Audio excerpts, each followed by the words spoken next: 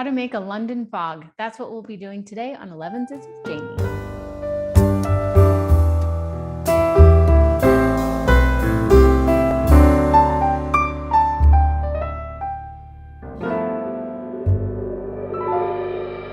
So it's gray and drizzly outside and it's perfect sweatshirt weather.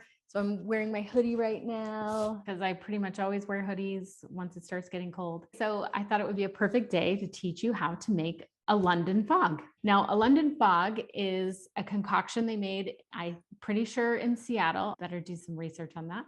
And it's basically a milk steamer that has Earl Grey tea in it and some vanilla syrup and maybe some lavender syrup. That's what we're going to make today. So keep watching.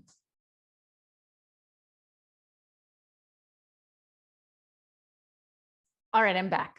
I did some research, thank goodness for the internet. Let me tell you a little bit more about the London fog, because I think maybe there are some myths going around, but this is the one it says here on the top. So Earl Grey is mixed with milk and vanilla syrup. It was invented in Vancouver, Canada. See, Americans trying to take all the credit. Created in the 1990s, rock on 90s. And the woman's name was Mary Loria. And she was pregnant and she used to go to Vancouver's Buckwheat Cafe. So thank you, Buckwheat Cafe, and thank you, Mary Loria. Without you, we would not have the London fog, which is so good. And we're going to be making it today. So I've got some hot water in here already kind of warming up my pot. We want the tea to be as hot as we can possibly make it because we're going to be blending it in a blender in a couple of minutes. And that just sort of cools everything down. And before you know it, you're going to have a cold London fog, and that's not very good. I've got my pot already warming. I put some almost boiling water in here. And in the last second, once this is boiling, I'm going to dump out that water, add the tea bag, and then add my new boiling water. And that's going to create a tea that's nice and hot. Once this gets going and it's hot, we're going to have to just move quickly. So I better tell you now what kind of Earl Grey I like. Now, there's all kinds of Earl Grey out there. It's very popular. It's been around since the 1700s. So Earl Grey has lots of different legends surrounding the tea and how it first came into being. So go ahead and check it out online and see what you think the true origins of Earl Grey tea are. But as you know from our video where I tried breakfast in Paris from Stash, you know that Earl Grey tea is a black tea with bergamot oil added to it. We will be adding this, and this one is also Stash. It's called Double Bergamot Earl Grey. So there's extra bergamot oil added to it, which is fine by me because I love the way it tastes and smells. So I'm going to get these open. I am going to do 2 tea packets for this particular brew because I'm probably going to have a pretty large cup. All right. I'm going to get this boiling. I'm going to have to get a cordless one of these.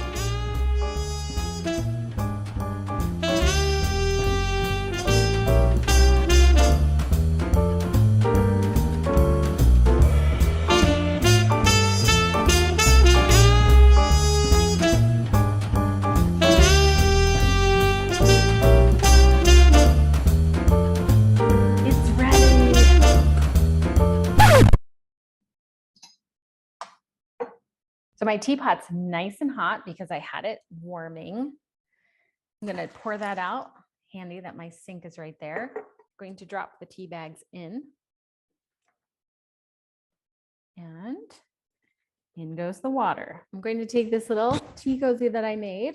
This is probably not necessary in the summer, but on a gray day like today, it's a good thing to have because if the house is cold, you don't want the cold house making your tea all cold while it steeps. So I've been blabbing for about 30 seconds. And so I will set the timer for about 1 minute and 30 seconds.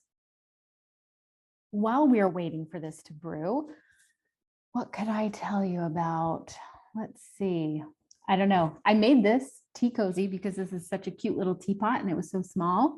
And I needed something, so I went online and found a video on how to make one. I'll put that link in the description below so that you can make your own tea cozy if you'd like. This one I made with a cotton twill that I found at the fabric store, and and it's got cotton batting, 2 layers, and then a cotton twill on the inside.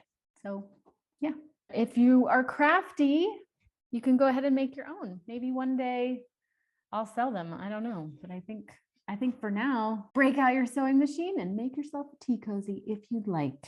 We've got 15 more seconds, but now I've got to go get the other stuff I need so that I can make the rest of the, here it goes. The most important thing is after the timer goes off is just to get the tea bags out. Out they come. And now while I get the rest of the stuff, I'm going to put this back on. You just have to be careful when you're taking it out that you don't accidentally tip over the teapot, which I've done. I'm just going to add the tea to my blender. It's nice and hot. Do you see that? And we had lots of stuff going on during that intermission. So that's a great way to keep it hot. So now to that, I'm going to add, I have some milk. This milk, I didn't bring it to a boil, almost. And in it goes. To this, I'm going to add a little bit of vanilla. I always store my vanilla pods in my vanilla container.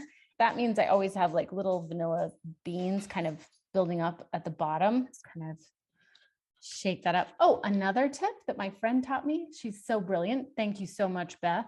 When she gets these, she doesn't peel the whole thing off. She just pokes a little tiny hole in the top. So if you have a cap like this and you don't want to have it pouring all over the place, you just do that. Little hint from Beth. Thank you, Beth. So I just squirt in a couple of drops of vanilla.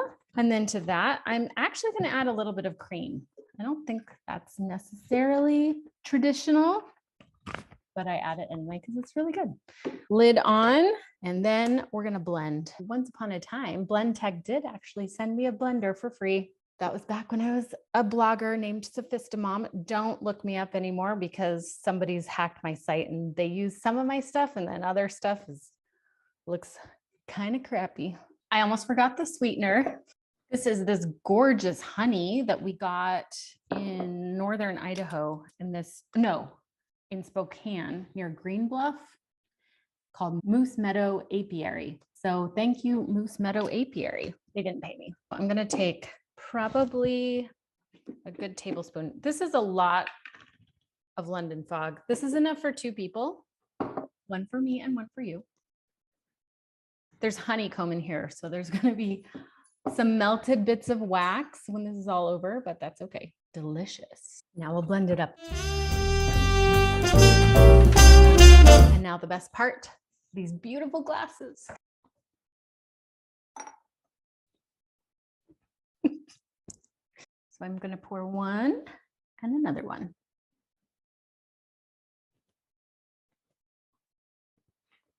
So there you have it, a perfect London fog, a gorgeous drink for a wonderful, blustery, Englandy feeling day. It tastes just like I said, it tastes like a hug on a rainy day when you're wearing sweatshirts. It's a great alternative to hot chocolate, actually. It just has this cozy, snuggly kind of taste. Next time you're on a wintry day and you want something delicious, grab yourself some Earl Grey, and with all the stuff that you probably already have in the kitchen, you can whip up one of these amazing drinks. Or just get one from your favorite barista when you're at your local coffee shop. They'll know what a London fog is. Be sure to subscribe, and I will bring you more videos on tea and things to bake for your tea and things to talk about while you're drinking your tea. Thanks for watching, and we'll see you soon.